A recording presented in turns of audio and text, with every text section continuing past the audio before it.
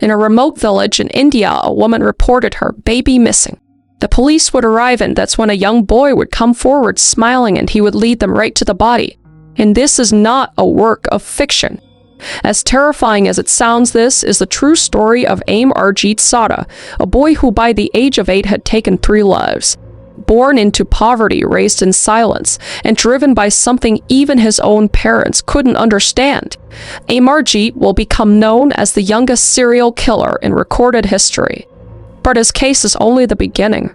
Which is horrifying, cause in this video, we are going to uncover 3 of the most disturbing cases of juvenile killers the world has ever seen, spanning rural India, suburban Canada, and the outskirts of Madrid. Children who killed without any end, victims barely older than toddlers and some even younger, so trigger warning there. And crimes that challenge everything we thought we knew about psychology, justice, and innocence. From the cultural stigmas that hid warning signs to legal systems unequipped for murderers in grade school. This is not just a story about murder. It's a story about what happens when childhoods turn deadly. Crime, conspiracy, cults, serial killers, and murder, all things that I love to consume. And I know you do too, you sick, twisted, beautiful, intellectually minded freak. And today we are doing just that. And my lord, it's these kids. I thought I was scared of kids already, but it's about to get wicked twisted up in here. So like I said, trigger warning there. We're going to be talking about kids. It's like psychopathic children, and also obviously some of the deaths involve children as well. So just know that before going into this. But without further ado, let's unbuckle our seatbelts, go Mach 5 down the highway, slam on the brakes, and bust through this windshield into these 3 cruel children together. So before Amarjit Sada ever took a life, before his name would unsettle headlines across the world, he was just a kid. He was just a child born into a system that never saw him coming. Amarjit was born in 1998 in Bokaro area, a rural district of Bihar, India. And at the time, the region was one of the most impoverished and neglected in the entire country. The infrastructure was very minimal, electricity was very unreliable, and education was a luxury to say the least. And healthcare, especially mental health care, was practically non-existent. So in these forgotten pockets of India, superstition often stood in place of science, and mental illness was just not understood at all. It was basically just feared or concealed completely, or just blamed on other entities or spirits. So families struggling with psychological disorders just didn't seek therapy. They thought something was wrong with them, and not that something very common was wrong with them, but something like was inside them and wrong with them. If that makes sense. So they would turn to local shamans, or worse, they would just do nothing at all. So the fear of public shame meant that most of these cases were just buried quietly, especially in a small, tightly woven community where reputations quite literally meant survival. In Amarjit's village, poverty wasn't just a statistic. It was basically just a way of life. So his family lived in a very densely packed neighborhood made of mud brick homes and open drains. His parents would work as laborers, earning barely enough to feed their children. But more dangerous than the poverty here was the silence. Children with any sort of behavioral issues were rarely seen as mentally unwell. They were called troublesome, moody, or simply cursed. Like actually, they thought they were cursed. And few recognized the warning signs, obviously, given the lack of, and fewer still had the means to actually act on them. And so when Amarjit began exhibiting troublesome behavior, no one asked questions that should have come first. Questions like what the hell was going on inside Amarjit's mind? What's causing him to act out like this? But instead, like so many other children born into these margins, he was just left to his own world. One that was shaped by suffering, superstition, and silence. And in that silence, something very, very, very, very dark began to grow. So Amarjit entered the world as another child born into poverty in a village where survival came way before any sort of psychology. But long before Amarjit ever picked up a brick, which we'll get to, there were signs. First off, he was never liked by other children. He didn't really have any friends, cause in the village boys his age played together and swam in the pond. And when other children asked him to play, he reportedly would sometimes lash out in sudden bursts of anger at them. So they were like, whoa, okay, shit, dude, you don't have to play Marco Polo with us, like I don't know. So villagers would later describe him as strange but polite, which I find very hard to believe, but also notably withdrawn. He was very to himself, and looking back, these were the early indicators of detachment and harmful potential. And his mother, Peril, noticed the difference too. Amarjeet just had this temper and intensity that she just couldn't explain. She didn't know where it came from, and instead of turning to doctors, she would turn to tradition. She would smear black chyle beneath his eyes to ward off evil and placed an amulet of protection from the Hanuman emblem around his arm. But no amulet could stop what was manifesting inside this evil little child. But obviously she didn't know any better. She just thought that maybe it was an evil spirit. Maybe that this will help you know. So it's of no fault of her own. Amarjeet would have no formal education as well. There was basically no access to structure, therapy, or any sort of guidance. Some reports even mentioned neglect from his parents. And it would be around this time that tragedy would first strike seemingly out of nowhere. Amarjeet's infant cousin would die under suspicious circumstances, and his family would have to make a devastating choice. They would keep quiet. They would call it an accident, and they would shield him that they are responsible for.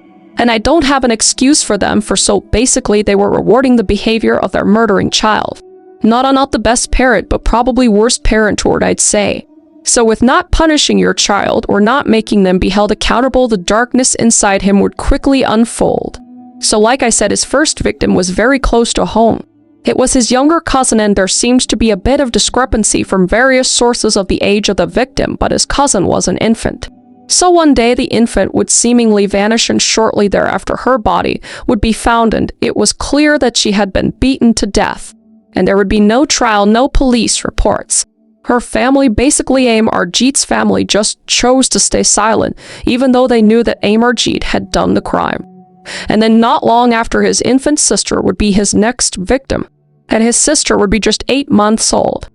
And Amarjeet would strangle her to death with his bare hands. Like, just horrifying.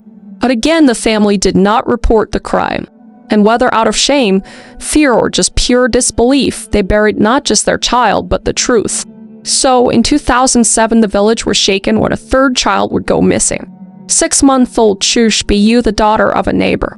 Her mother had left her sleeping at the local school while she just stepped away. But when she returned, the child was completely missing. And no one was prepared for the truth that had actually occurred. So the community gathered around and the search began to break out. But not long after that, Amarjeet would step forward and he would confess very casually, even cheerfully. And officers just couldn't believe it. They thought naturally that it was a prank. I mean, this kid is 8 years old. He's a small child. How could he have done this horrible crime? And if he was to do it, maybe it was an accident. But why would he be happy about it? They were just really confused. But that's when he would lead them to the body hidden away.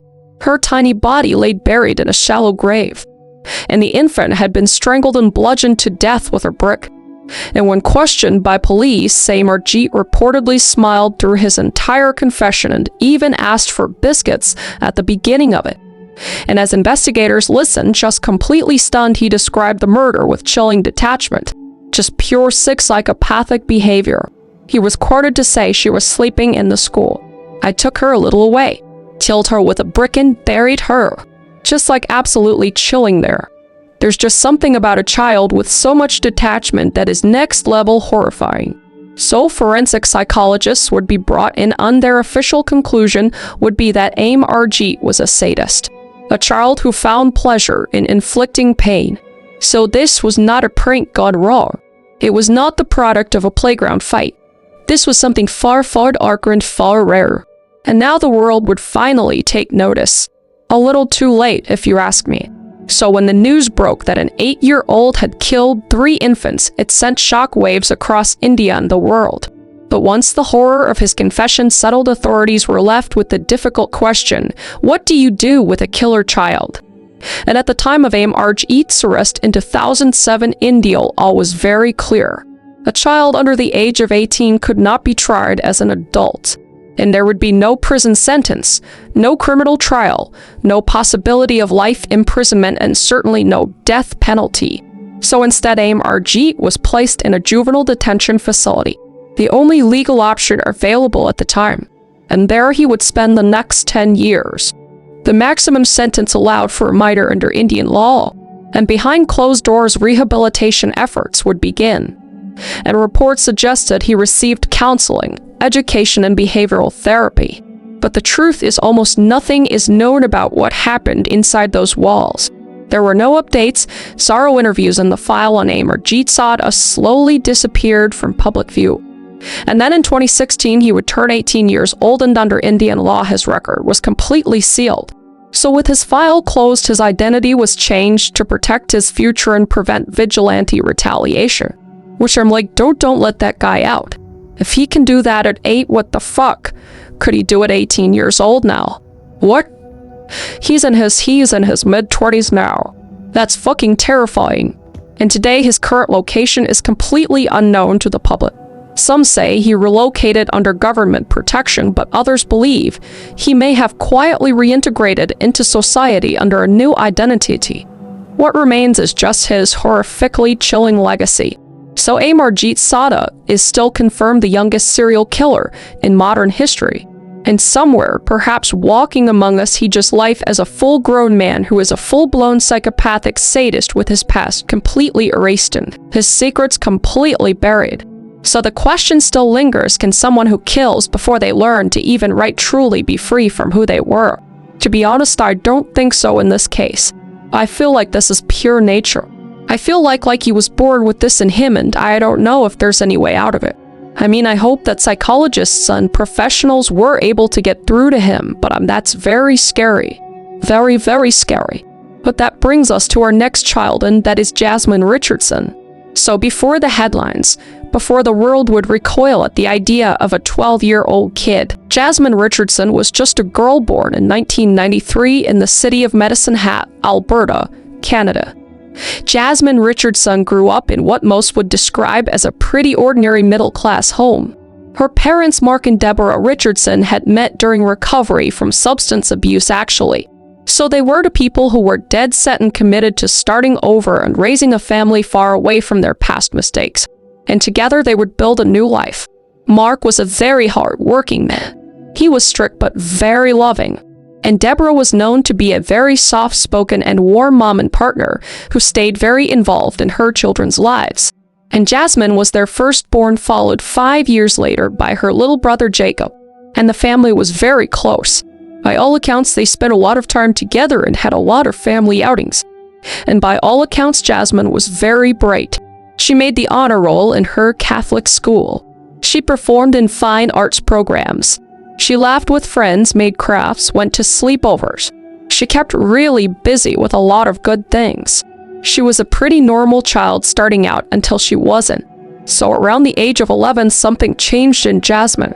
She began gravitating toward goth subculture. And this isn't a hit on goth subculture, by the way. I know quite a few goths actually. Very cool, very awesome. But this is just kind of what segued her into what she became. So not a hit on any goths at all, just her story. So after getting into the subculture, she was kind of drawn to dark fashion, heavy eyeliner, and online communities, where she could shed the expectations of her quiet suburban world. And her MySpace and Vampire Freaks profiles painted a very new picture of Jasmine.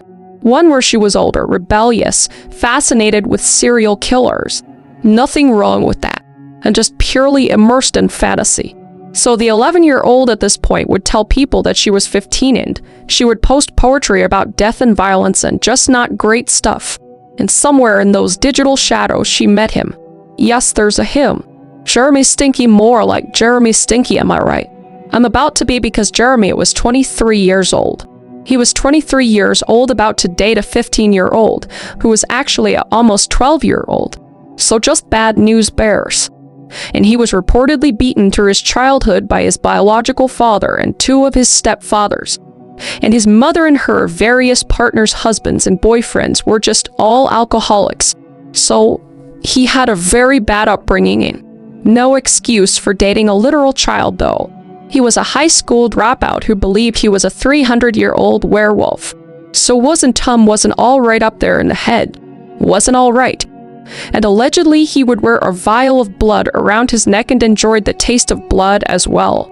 So he was basically everything any girl's parents would fear, especially Jasmine's parents. If that guy walked into my door when I was 11 years old and he said, "Hey dad, here's Jeremy, is 23 years old, he's a 300-year werewolf and he drinks blood," Jeremy would fly hundreds of feet in the air with the my dad would deliver to his ass. But anyway, I digress. So obviously, when they discovered Jasmine and Jeremy's relationship, they forbade it immediately. Did parent or duh.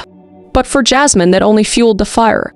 So it began as a pure fascination turned into a complete obsession. And within months, the girl who once played dress-up in her childhood bedroom would be planning the murder of her entire family. So at just 12 years old, Jasmine Richardson fell in love. And this wasn't an innocent kind of love either. You know, the kind that blossoms between school dances and whispered secrets.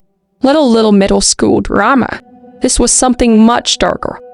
As I said before, Jeremy was 23 years old, which is an obvious problem for too many reasons to kill. So they met in early 2006. A friend would introduce them and Jeremy would groom her into a relationship with him basically. And online they would just build this entire fantasy world around them. It would use platforms like Nexopia and Vampire Freaks.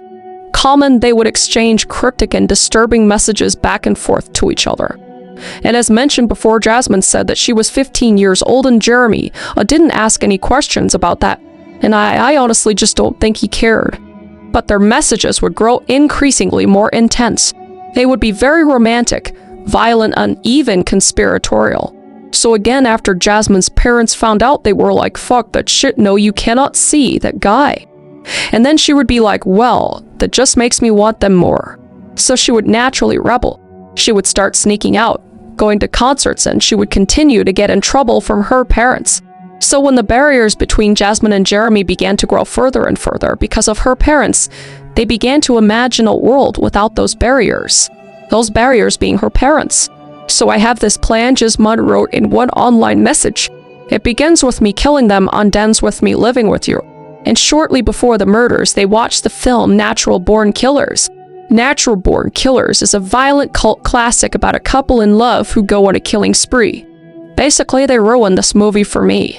And Jeremy idealized it, allegedly claiming it is quote-unquote the best love story of all time.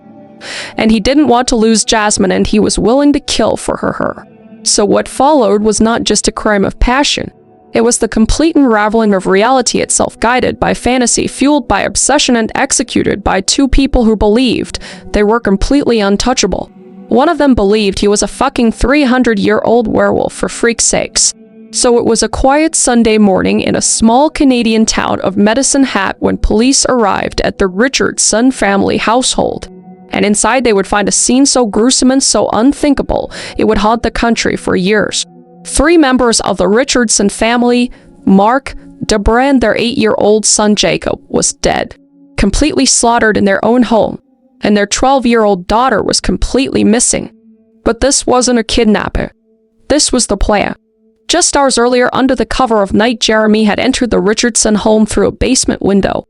He was drunken under the influence of cocaine, marijuana, and ecstasy, but he was armed with knives and fueled by obsession. So Deborah Richardson would be in bed and hear the noise in the house and go to investigate. And this is when she would encounter Jeremy. She would be startled by him in the dark, but before she could scream for help, he would attack. He would inflict multiple stab wounds on her, and there would be multiple defensive injuries caused. She was trying to fight for her life at that point. But unfortunately, she would die in the basement. But Mark would hear some sort of a struggle downstairs and go down to investigate himself. And he grabbed the first thing he could find, which was a screwdriver. But he too was completely outmatched and unprepared. And Jeremy would stab him repeatedly and just leave him to bleed out. And this is all happening while Jasmine is there participating. And then came the part that no one wants to believe. Jasmine's 8-year-old little brother. To this day, both Jasmine and Jeremy blame each other for what happened next time. So the truth is unconfirmed, but this is what we know. Jacob was stabbed multiple times and his throat would also be slashed. And there are some reports that mention he attempted to defend himself with his toy lightsaber, which is just painstakingly heartbreaking. And they supposedly did this because they didn't want him to live as an orphan or have had the burden of living as an orphan. So they did it as some sort of fucked up courtesy, which is just beyond sickening. And a neighbor would later describe the scene as straight out of a horror movie. And then after all of the horrific damage that they had done in lives that they had taken, they dressed up and left. And they would go to a friend's house to attend a party. And they would laugh. They would kiss. They bragged of the atrocities they had just committed. And they were, according to witnesses, celebrating. Just no words. And the next morning, Jasmine would be listed as a missing person because as far as the authorities know, she was kidnapped and her family was brutally murdered by some sort of unknown assailant. But within 24 hours, the truth thankfully would come out. And it would come out after recovering evidence from her room and more evidence online. It was very clear that she wasn't a victim. She was now a suspect. So Jasmine and Jeremy were tracked down and arrested in Leader, Saskatchewan, which was about 80 miles away. So they were making a run for it at this point, and they were driven by Jeremy's friend whose name was Casey Lancaster, and she was later charged with being an accessory for disposing of evidence. But the accessory charge was dropped, but she pleaded guilty to an obstruction charge and she would end up with a 1-year house arrest.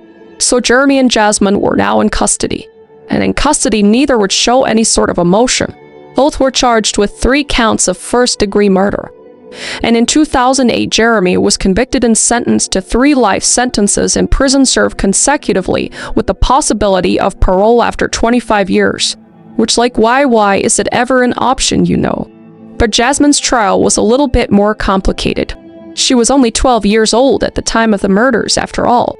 So this would make her the youngest person in Canadian history to be charged with multiple homicides. And psychologists testified that she was emotionally immature and likely under Jeremy's influence, and she lacked the full capacity to understand the consequences of her actions. But still, the jury found her guilty of all 3 counts. And under Canadian law, she could not be sentenced as an adult.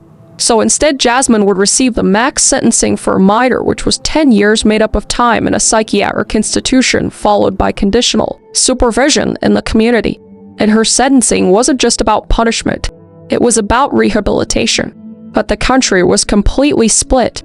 Some viewed her as a child manipulated by a predator, and others saw her as just a cold-blooded killer. And there are some rumors suggesting the possibility of Jeremy actually being the victim due to fetal alcohol effects and his abuse during his own childhood, which potentially brings his intelligence and suggestibility into question. But there's no conclusive answer to this. Just an interesting twist on this whole scenario. So the trial was over, but the debate had only just begun. I don't know. I personally think it takes a certain kind of child to not feel anything for being responsible for your entire family's death. Do I think a child can comprehend the repercussions of killing their entire family? No. I think that you're in love as a really young child and you're persuaded by this older guy. I think you're willing to do anything. But I think there is a bit of nature in there and a lot of nurture as well, I don't know. He's a 23-year-old guy. Maybe he's not the most intelligent, but he's still capable of killing and not asking questions. So I think they're both equally at fault. But who am I to say that they're both guilty? So clearly majority said what I said, basically. And today you won't find Jasmine. There's no press conferences. There's no interviews. Not a trace. Because Jasmine Richardson, now in her 30s, walks completely free. She served her full 10-year sentence, and in May of 2016, that sentence ended and her record was sealed and her name was protected. And she would be released from all court-ordered conditions. So during her rehabilitation, Jasmine reportedly enrolled in university classes at Mount Royal University in Calgary. And those who encountered her had no idea who she really was. She was just another student to them. Just another face in the crowd. And now her exact whereabouts are completely undisclosed, and by law her identity cannot be revealed in Canadian media, shielded by the same system that once tried her as a child. So some believe she still lives near her old community, but the nation remains divided. To some, Jasmine Richardson was a success story, proof that the system can rehabilitate even the most unlikely offenders. And to others, she's just a ghost walking free, a reminder of a crime too dark to forget. But wherever she is now, she herself carries her past that cannot be erased. And that brings us to our final child serial killer, Peter Martinez del Aguirre. So in the winter of 1965, in the quiet city of Murcia, Spain would become home to one of the most chilling and least understood cases in European criminal history. And at the center of it all was a 12-year-old girl and her, named Peter Martinez del Aguirre. Born in 1953, Peter was the third of 10 children in a family struggling to survive. Her father was a bricklayer and her mother was a part-time kitchen worker and job worker. And they lived in El Carmen, a working-class neighborhood defined by its poverty, overcrowding, and hard labor. Before that, the family had lived in the slums, basically one step above desperation. There was no semblance of luxury, no privacy, only noise, hunger, and the never-ending demands of survival. And while other children her age were in school learning to read and write, Peter was home. She cleaned and cooked and changed diapers. So at 12 years old, she was the default caretaker for her younger siblings. Jesus, who was 10, Cristina, who was 8, Manuela, who was 6, Andres, who was 5, Juan Santa, who was 4, and Mariano, who was 2, and the baby Maria del Carmen, who was only 9 months old. Oh, a lot of kids. So her older brothers worked full-time as panel beaters at the auto shop. They would sometimes bring their work home and require her to help clean and polish metal parts. And they would provide her with some small bars of chemical substance in order to do this. Very important to note later. And her parents would be gone for most of the day because they too worked. So the weight of the household, the chaos of caring for 7 younger siblings, fell squarely on her very small shoulders. And she carried it quietly and obediently until something broke. And no one really noticed at first. After all, she was just a little girl. A girl who didn't go to school. A girl who couldn't really read. A girl whose entire world was confined to her crumbling walls, the wailing of babies and the suffocating pressure of poverty. But inside her, something else was forming. Not resentment, not rebellion. Contempt. So it began with a fever. On December 4th, 1965, baby Maria del Carmen, just 9 months old, began convulsing violently. She would also develop a rash and her temperature would start to soar. And within half an hour, she would unfortunately pass away. And the family doctor arrived as soon as possible, but it was too late. And the doctor would say it was most likely meningitis. The death itself was very sudden, and this wasn't unheard of. So it was a tragedy, yes, but a very isolated one, or so they thought, because 5 days later it would happen again. Mariano, only 2 years old, died under nearly identical circumstances. Families in the neighborhood began distancing themselves to protect from whatever was occurring in the household because everybody at this point just thought they were sick and most likely contagious. And then 5 days later, once again, Juan Santa, just 4 years old, died just as quickly as her other siblings with the same symptoms. So 3 children within 10 days, all gone. And this time the doctor refused to sign the death certificate. He did suspect something else but lacked any proof. So by the order of the local health council, the Martinez de Aguirre family brought their surviving children to Mercy General Hospital for evaluation. And they would stay for several days and receive many tests. But in 1965, Spain's diagnostic technology was extremely limited. So there was no immediate answers, and the hospital would find no conclusive cause as to why those children died so suddenly.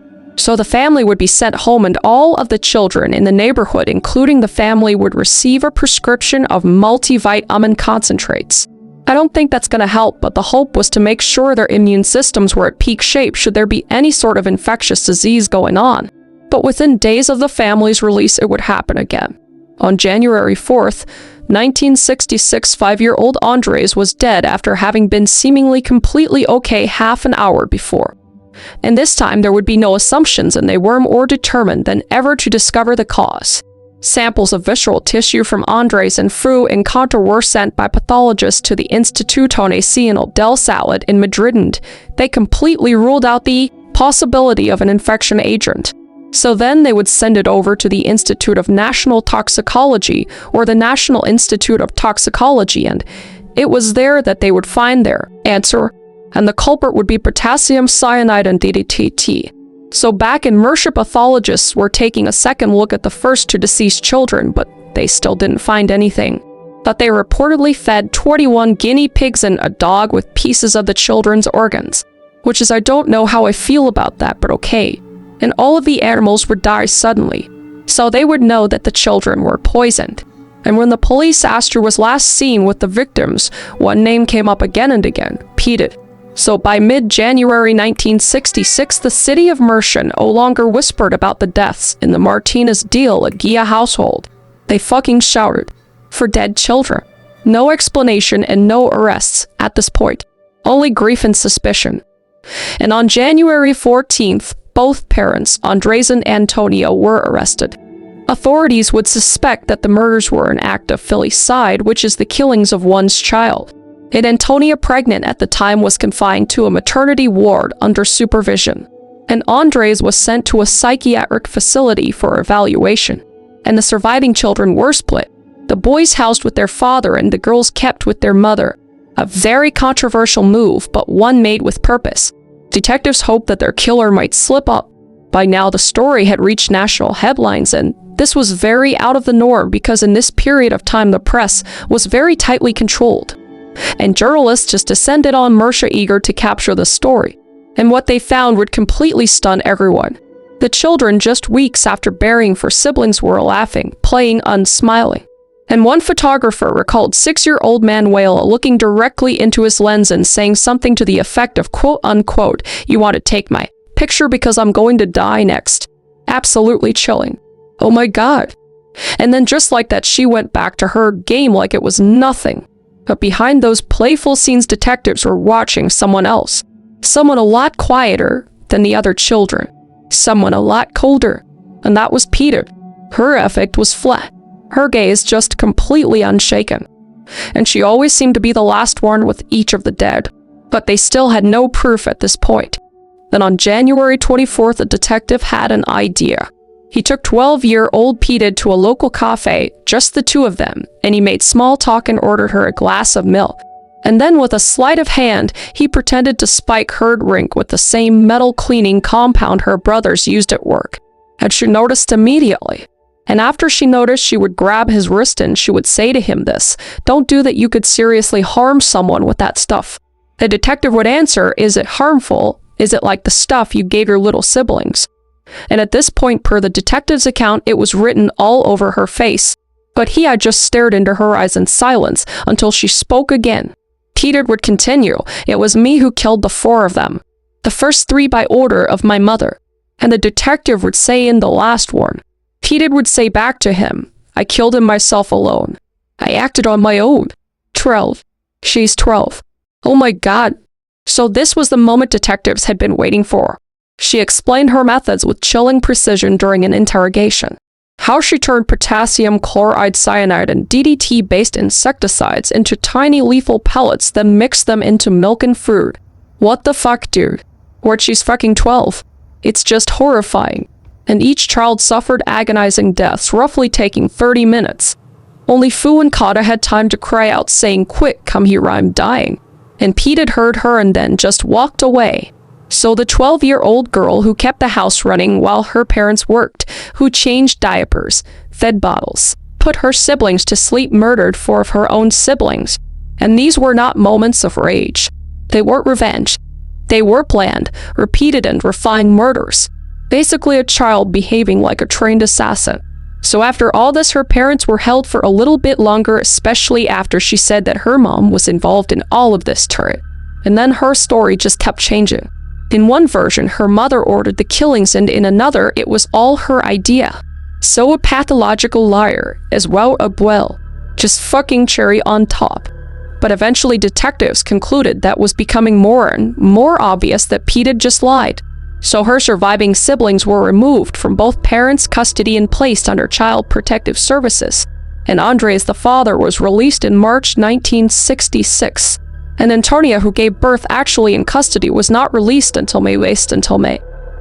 And Pete, she was brought before a juvenile court and she would be sent to a psychiatric institution for observation before her trial. And there she just thrived. She laughed with nurses and befriended the staff. And psychologists were just alarmed because she was found to have, a sound mind. She wasn't just some crazy little kid. She knew what she was doing. She was very smart in the scariest way. Very Ed Kemper-like, if you know who that is. If not, I'm gonna be doing a deep dive on him next, cause my god. But she reminds me of him a lot. Extremely calculated. And they said that she was fully aware of right and wrong, but capable of ignoring morality when it suited her. And by the summer of 1966, Petey was officially diagnosed as a psychopath, which shit. And in one of her many confessions, she summed up her motive simply: I was tired of taking care of them. Just call this as just a cold, hard bitch. Oh my god, so sickening. But she could not be tried as an adult. Spanish law wouldn't allow it, as she was only 12 years old and under the age of being criminally responsible. So instead, the judge ordered that Petey be committed indefinitely to the Catholic institution called Los Obilat as his turret. Basically a convent, not a prison, which is what she should have been in. My god. And it was here behind these walls that one of the youngest serial killers in all of history would grow up. But she didn't rebel. She didn't lash out. In fact, the nuns described her as very social. She even took up knitting, which she devoted a significant portion of her spare time to. So this wasn't the behavior of a child that was racked with guilt. It was something else entirely. She just did not care about anything other than herself. And as years passed, Petey just settled into the life at the convent. And she often would speak about her future, the possibility of moving in with her Aunt Loli, a quiet woman who lived alone and had no children of her own. Thank God. And in time, Petey would be released. And there's no definitive answer of what happened after her time at Los Obilat as Zoe. Some believe that she assumed a new identity. Others believe that she became a nun at Los Obilat as her, but she seemingly just vanished, leaving us to wonder what became of one of Spain's and the world's most juvenile offenders. So Margit, Jasmine, and Petey, 3 names etched into the shadows of true crime history, all of which took the lives of others. It's just unimaginable and leaves questions behind that society still struggles to answer. What makes a child kill? Are these stories of nature or nurture? Are children actually born different or broken or cold? Was the systems that they were raised in what failed them? What caused them to do what they did? Margit never knew stability. Jasmine grew up in safety but fell under the spell of fantasy and obsession. And Petey was crushed under the weight of adult responsibility long before she was old enough to read. So 3 children, 3 psychological profiles. One sadistic with no understanding of morality, one rebellious and emotionally stunted, and one highly intelligent but void of empathy, all of which society didn't know what to do with it. So the question remains, when a child takes a life, who is held accountable? The child, the family, the society and circumstances that made them men. Or maybe I don't have the right answer yet. I have no idea. I don't know. But I do know that this one was highly disturbing. And if you made it to the end, I appreciate you. I hope you're staying safe out there. Let me know what other cases you guys want me to go over down below. And until next time, I will see your beautiful face okay. Stay safe out there. Like, guys, a 17-year-old girl finishes her shift at a factory in a quiet Japanese suburb, and she heads home riding her bike through the dark streets, but she would never arrive. And for the next 40 days, she endures suffering that defies comprehension. This is the case of Junko Furuta. Crime, conspiracy, cults, serial killers, and murder, all things that I love to consume. And I know you do too. You sick, twisted, beautiful, intellectually minded freak. Oh, listen, today this is going to be a very, very, very, very rough case. This is, I believe, the most recommended case that you guys have asked me to cover, so I am covering it. But just giving you all the warnings right now, this video contains detailed descriptions, so viewer discretion is advised. So if you're sticking around for this case, let's unbuckle our seatbelts, go mock ride down the highway, slam on the brakes, and bust through the windshield into this highly disturbing case together. Junko Furuta came into the world on January 18th, 1971, and she was born into a household that, while not wealthy, was rich in terms of love. And her father Akira worked as a business director at a canning factory, and her mother stayed home to raise the children. And the family's finances were modest, and Akira carried the weight of providing for everyone on his shoulders. And Junko was the middle child, with an older and younger brother. And by all accounts, the Furuta home was a happy one. and her parents encouraged Junko to chase her dreams. And she would. And Junko was the type of girl to help her mother with chores around the house without being asked. She was very devoted to her family, and she adored them, and they adored her back. And the Furuta lived in Misato, a town in Saitama Prefecture. And I just want to apologize quickly if I'm saying anything wrong. I have all the pronunciations up for myself, but I'm sure I'm still saying them slightly off, so apologies in advance for that. Saitama sits in the southeastern part of Japan, within the greater Tokyo metropolitan area. But it was a relatively nice community, and Junko would greet her neighbors politely whenever she saw them, always considerate and respectful. So it had been clear that she was raised right, and everyone who knew Junko described her in the same way: friendly, kind, beautiful, and popular. She had a lively spirit and a charm that just drew people into her, and her classmates and teachers all liked her by all accounts. Yet, unlike many teenagers her age, Junko stayed away from drinking, smoking, and drugs, and this earned her a reputation among some of the road dear kids at school because they saw her as naive, a good girl, if you will. And her close friends would call her Jun-chan, which from my research is a term of endearment in Japanese, but correct me if I'm wrong. But Junko was also known to be very generous as well, and when she visited friends' homes, she would bring small gifts for their families just because she could. And at 17 years old, Junko was a senior at Yashi Ominami High School in the Saitama Prefecture, and she was an excellent student. Her grades were high and her attendance was nearly perfect. She belonged to Class 3-8, a group of 47 students who had grown close over the years. In that fall, her class had worked together to make happy coats, which are traditional Japanese festival jackets for the school's cultural festival, and it was a memory her classmates would hold on to in the years to come. But Junko had a secret dream. She wanted to become an idol singer. But it was the kind of aspiration she only shared with her closest friends, something precious and private because her hobbies were quieter. Simpler things like she loved to bake internet, and she loved going to the beach. And she also had a boyfriend, and his name, or at least that pseudonym used to protect his identity, was Kawamura. And when Junko was with him, he quit drinking and smoking because she asked him to. So clearly, she was a great example to other people because that was the effect she had on all the people around her. Basically, she just made them want to be better. Just 2 days before everything changed, on November 23rd, 1988, Junko celebrated Kawamura's birthday, and she gave him a black sweater she had knitted herself saying, quote, "Please wear this," unquote. And she had also baked him a cheesecake, which he later said was delicious. And they went bowling that day, and they made plans to go skiing together that winter. So in October of 1988, Junko took a part-time job at a plastic molding factory. She also worked as a salesperson at a household goods store, cause Junko wasn't the type of person to just sit around and let life happen. And her father worked hard to support the family, and Junko wanted to help him out too, cause it was just the type of person that she was. And she also wanted to save money for a graduation trip, which is a beloved tradition for Japanese students as they finish high school. But Junko was thinking even further ahead, and she had already accepted a position at an electronics retailer, and after graduation she would begin her career there. So on November 25th, 1988, everything would change because Junko would be finishing her shift at the plastic molding factory, and she would clock out around 8:20 in the evening and climb onto her bike and head home through the dark streets of Misato. And her mother was expecting her home by around 8:30, but by 10:00, Junko had not come home, and by 11:00, her family was frantic and they called her workplace, but co-workers confirmed she had left on time.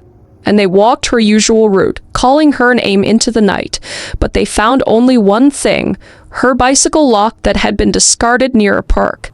So the Furuta family reported their daughter missing the next day, and the police took the report and made a note in the file saying, quote, "Teenage rebellions are common. She'll probably return home when she's ready," unquote. That was their assessment. And as we know, Junko was not that type of teenager. It's just if they thought to ask any questions about her, they would know that. But she was just kind of brushed aside. And meanwhile, two young men on motorcycles had been circling the streets of Misato that night and they were hunting, as they've done multiple times before. And when they spotted a young girl riding her bicycle home from work, they saw exactly what they were looking for. And 4 teenage boys would be responsible for what would become one of the most heinous crimes in Japanese history. 18-year-old Hiroshi Miyano, 17-year-old Joe Ogura, 16-year-old Shinji Minato, and 17-year-old Yasushi Watanabe. And two other boys would play smaller roles, and their names were Etsu Nakamura and Koichi Ihara, and they were both 16. So Miyano was the oldest and the one in charge, the ringleader, if you will, and he gave the orders and made the decisions. And he set the tone for everything that was going to happen.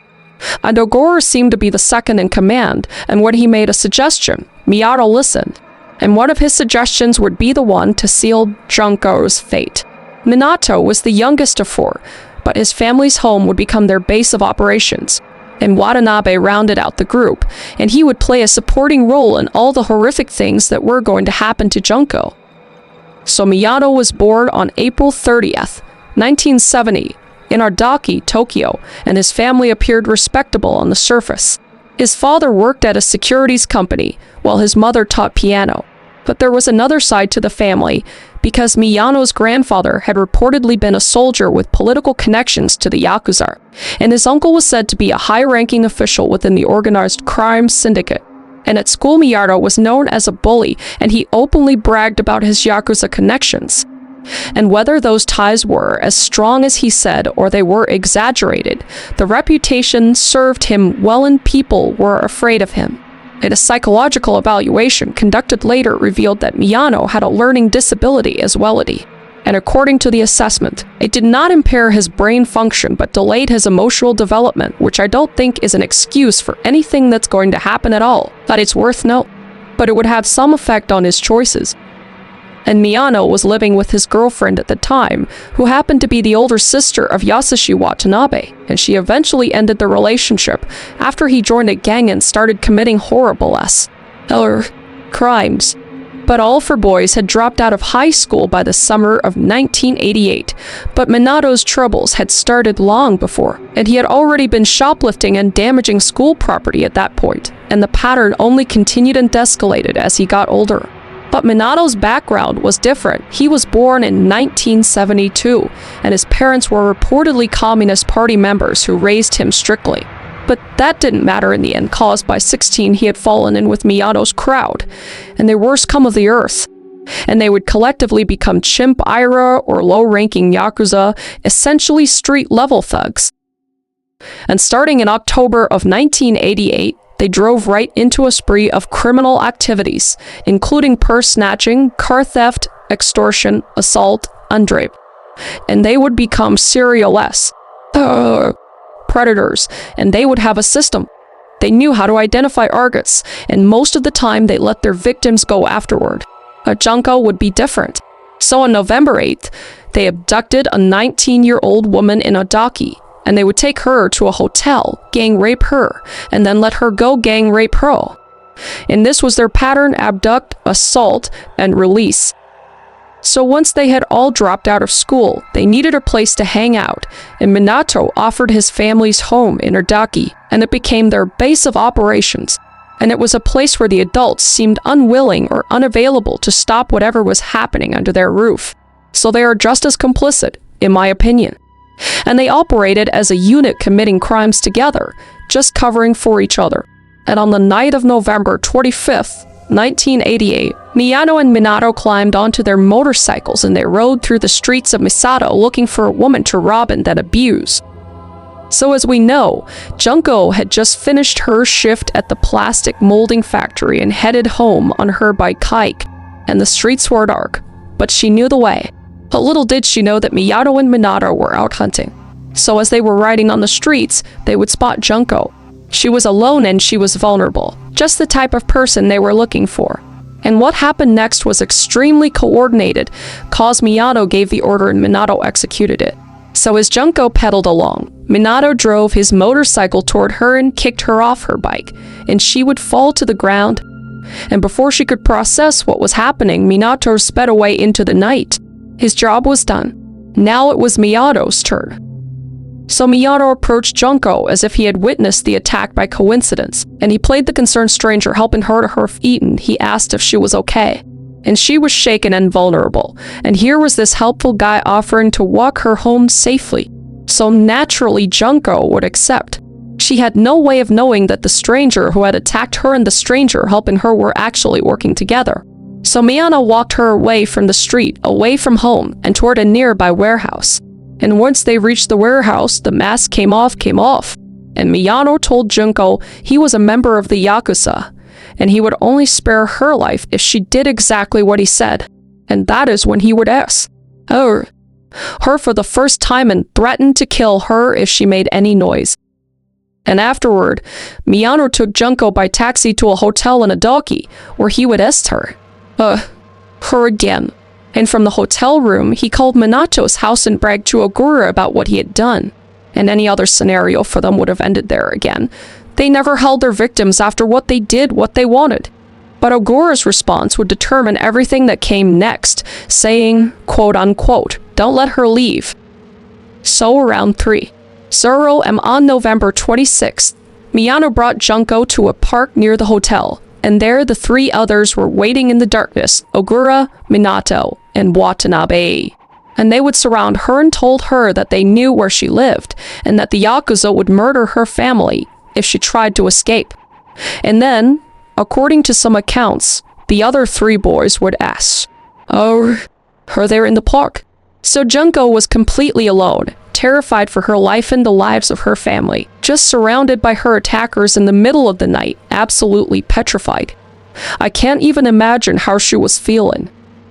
But the boys needed somewhere else to take her as they weren't done yet, and Minato offered his family house, the same house the group had been using as a hangout since they dropped out of school, and he agreed to let them hold Junko in a room on the second floor. So they smuggled her into the house under the cover of darkness. So Junko would be held captive and confined to a room on the second floor of the Minato family home. And the house sat in the Ayase district of Adaki in north-central Tokyo, and it was, by all accounts, an ordinary residence in an ordinary neighborhood. So there was really nothing to suggest the horrors that would be happening inside. But from November 26, 1988 to January 4th, 1989, Junko remained trapped in that upstairs room. So 2 days after Junko vanished, her parents went to the police. The boys knew an investigation could unravel everything, so they forced Junko to call her mother 3 times. She was made to pick up the phone and perform their script.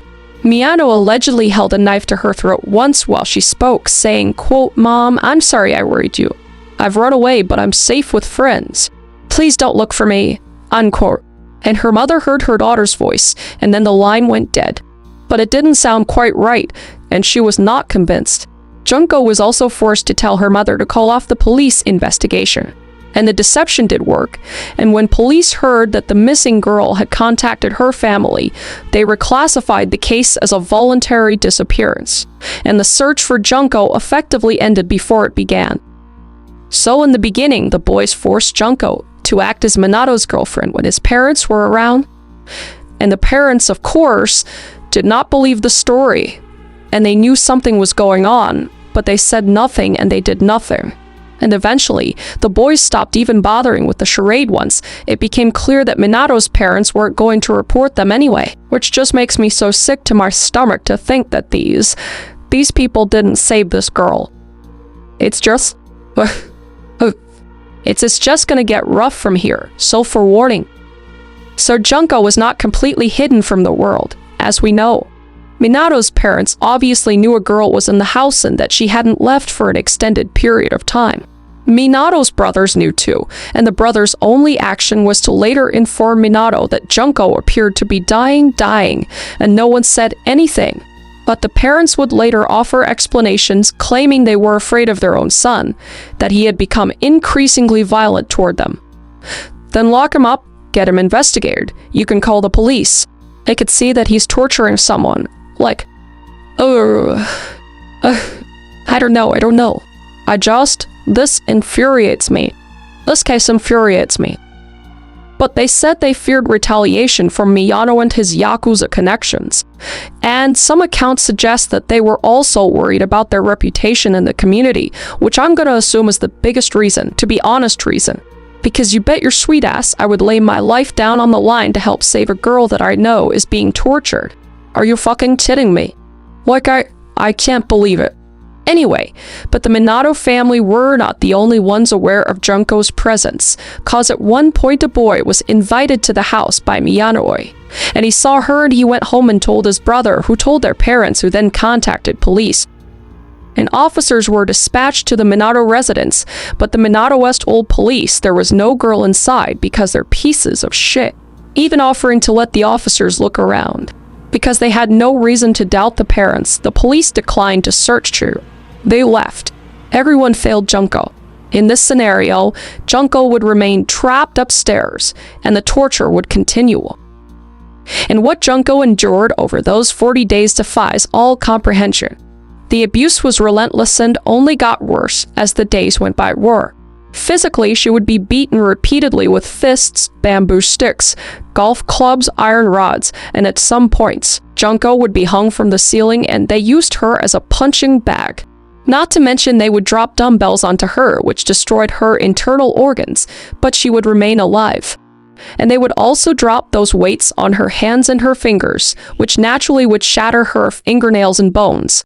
And they also burned her repeatedly using lighter fluid, setting multiple body parts on fire. And they would drip hot wax onto her face and her eyelids, and they would stab her chest with sewing needles. But they would torture her in ways too horrific to fully describe. And the sexual violence was constant. They would ask, "Oh," Haraza group repeatedly, and during these they would use foreign objects, including a metal rod, a bottle, scissors, skewers, lit matches, and lit fireworks. This is a hard one to get through, sorry. And according to some accounts, as many as 100 different men were invited to the house over the course of her captivity. They treated her suffering as entertainment. And as if the physical torture wasn't enough, they tortured her psychologically as well. And they would force her to dance in clothed while playing music, and they made her do things to herself while she was in front of them. And she would remain unclothed for almost the entirety of this entire time. And sometimes they would make her stand on the balcony when it was freezing outside. And when they grew bored, they actually would put her inside a freezer for hours. And they would force her to eat live cockroaches, and would make her drink her own urine, and would make her consume large quantities of alcohol milk in water. And they would force her to smoke cigarettes at once and to inhale paint thinner fumes. And they would tell her lies designed to break her spirit further, like that her father had died in an accident, which wasn't true. I can't.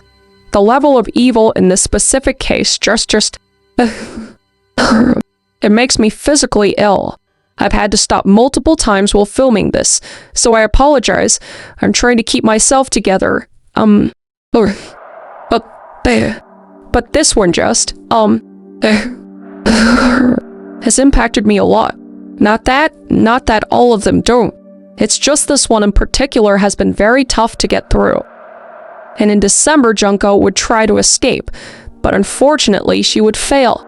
Because later on, during a night when her captors had got unwasted, Junko saw an opportunity and she crawled downstairs and found a phone and called the police. But before she could say a single word, Miyano caught her and he snatched the phone away, telling the officers it was a missed dial. And the police called back to verify, but Miyano assured them the call had been an accident. And the police flat out just accepted his word and didn't even check on what was going on in that flat. So Junko's desperate attempt to save herself had fallen through. And sadly, there would be consequences, and the punishment was severe. And the punishment would be setting her on fire and placing her head on concrete and stomping on it. And they would punch her in the face over and over. So the message was clear, there would be no escape for Junko. And within days of this torture, her body was already beginning to fail. And it was around December where Junko began pleading with her captors to just end her, because she could not bear anymore.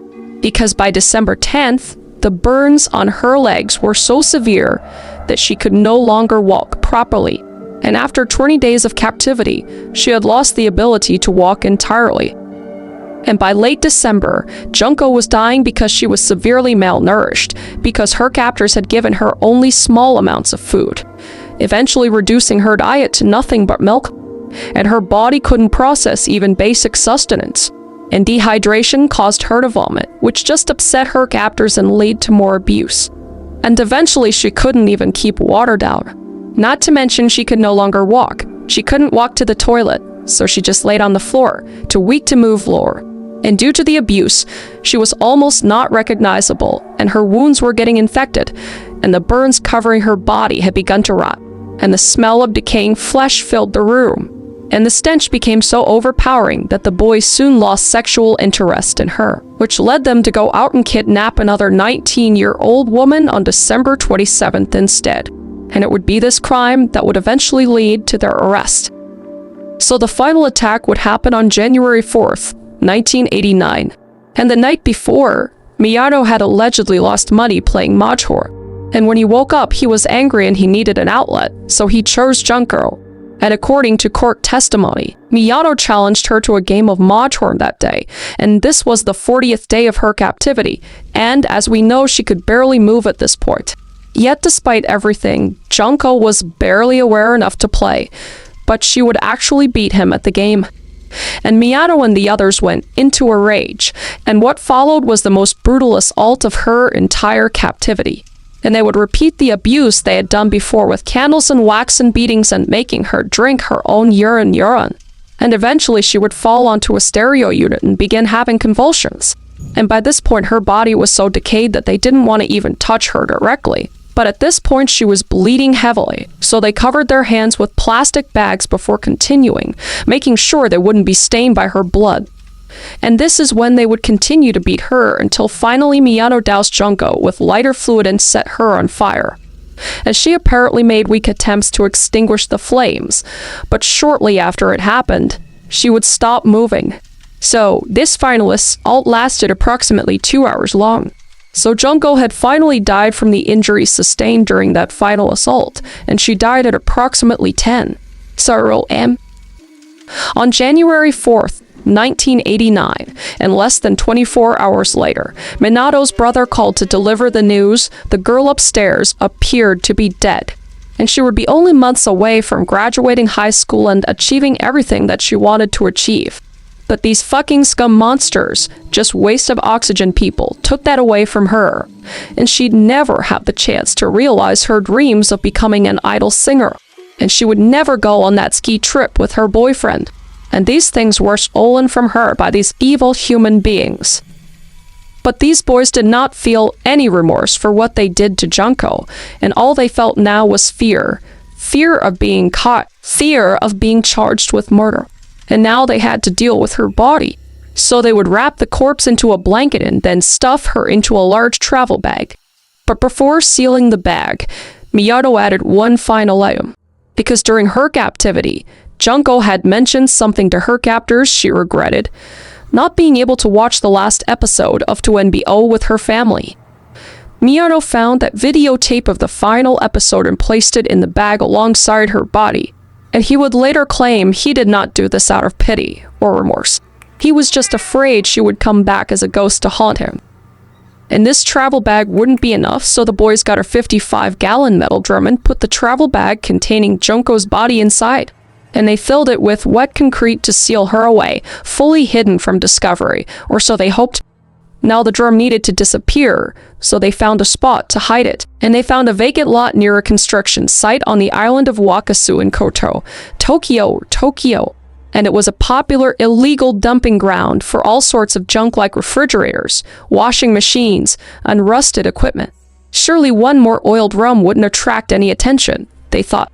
So on January 5th, 1989, the day after Junko passed away, the boys loaded the concrete-filled drum into a vehicle and, at approximately 8:00 p.m., they dumped it in that vacant lot among the other discarded items, and they drove away. So Junko had been reduced to garbage, left to be forgotten. And Junko Furuta's body lay encased in concrete for nearly 3 months, and no one found her because no one was looking. And as far as the police were concerned, she had just run away from home. Case closed. And the discovery would come not through investigation, but by an accidental slip of the tongue. So in early 1989, police caught up with Miyano and Dogura. And the woman they had abducted on December 27th, while Junko was still suffering in the upstairs room, went to the police on January 23rd, 1989. Miyano and Dogura were arrested for the kidnapping and deaths of this woman, and they were in custody and facing charges. But nobody knew about Junko, the girl they threw away, at least not yet. So 2 months passed, and on March 29th, 1989, two police officers arrived to question Miyano and Dogura further. And during searches of their residences, investigators had discovered women's underwear, and they wanted answers because they were investigating a different murder. A woman and her 7-year-old son had been killed 9 days before Junko's abduction, and the case remained unsolved. So during the interrogation, the officers mentioned this was an open murder investigation, and they meant the mother and son. But Miyano heard something else and he panicked. Believing Ogura had already confessed to killing Junko, he assumed the police knew everything, and as we know, he was wrong. So thinking the game was over, Miyano told the officers where to find the body, and the police were confused since they were still asking about a completely different crime, but now they knew and it couldn't be taken back. So Miyano had accidentally turned himself in for the murder of Junko Furuta. The police were recovering the body. So armed with Miyano's confession, investigators went to Wakasu, and they found the vacant lot in the 55-gallon drum. And on March 29th, 1989, police recovered Junko's body, and that's when they would break through the concrete, extracting the travel bag, and the blankets wrapped around her remains, and the videotape of TNBOO. And when they weighed her body, it registered just 44 kilograms, approximately 97 pounds. And visual identification at this point was impossible, since Junko's face had been beaten so severely. Not to mention the weeks of decomposition sealed in concrete left nothing recognizable of the girl who had once smiled in pictures. So investigators returned to her fingerprints, and they confirmed her identity. And the autopsy revealed the full extent of what she had suffered, and it also revealed that Junko had been pregnant at the time of her death, making the situation just that much more horrific. So the investigation moved quickly after Miyano's confession, and on April 1st, 1989, Ogura was arrested for yet another Esther. And he was subsequently rearrested for his role in Junko's murder. Minato and Watanabe were taken into custody shortly after. Minato's brother, who had known what was happening and did nothing, was also arrested. And Tetsuo Nakamura and Koichi Ihara were identified as participants in the S. As well, cause DNA evidence found on and inside Junko's body confirmed their involvement. And prosecutors decided that Nakamura and Ihara would face charges of rape only, and the 4 main perpetrators would face the full weight of Japanese justice for juvenile offenders for her confinement and murder. So the first trial began on July 31st of 1989 in Tokyo, and under Japanese law at the time, anyone under 20 was considered a juvenile, and this meant that all 4 main perpetrators qualified. But the court would hide their identities at the time. And in official documents, they became letters. Miyano was A, Ogura was B, Minato was C, and Watanabe was D. But Junko Furuta received no such protection, and she was reportedly designated as E. But that anonymity ultimately meant nothing for Junko. Her real name and photograph were splashed across every newspaper and television program in Japan. So the court protected the identities of the killers, but it did not protect the identity of their victim. But luckily, given the severity of the crime, the 4 boys were actually tried as adults in Tokyo's district criminal court. And this was very rare for juvenile offenders, but even that exemption came with caveats, because the court still granted them protections normally reserved for juveniles, which is juvenile honestly. And the trial itself was difficult to endure. And as prosecutors described what had been done to Junko, some people in the courtroom fainted. But all 4 defendants entered guilty pleas, but not to murder. They instead pleaded guilty to committing bodily injury that resulted in death. And this distinction mattered in terms of intent, because murder implied intent to kill, and bodily injury resulting in death suggested something less deliberate and thereby earned a lesser sentence. Because somehow 40 days of systematic torture only added up to bodily injury that resulted in death in the eyes of the law of Japan. So on July 20th, 1990, the court announced its verdict. And Miyano, the ringleader who orchestrated the abduction, led the torture, and set Junko on fire, received 17 years.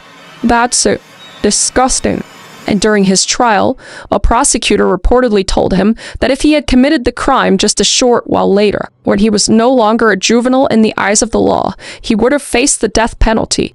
Yet he was being tried as an adult, but they still treated him as a juvenile. It will never make sense to me, and I think it is abhorrent. Miyano's response was cold, saying, quote, "In this country, there is no chance to do something like this other than when you are a minor," unquote. He dismissed Junko with indifference. She, quote, "was just unlucky enough to get caught," unquote. And Ogura, who told Miyano not to let her go, received 5 to 10 years. And Minato, who supplied the torture room, received 5 to 6 years.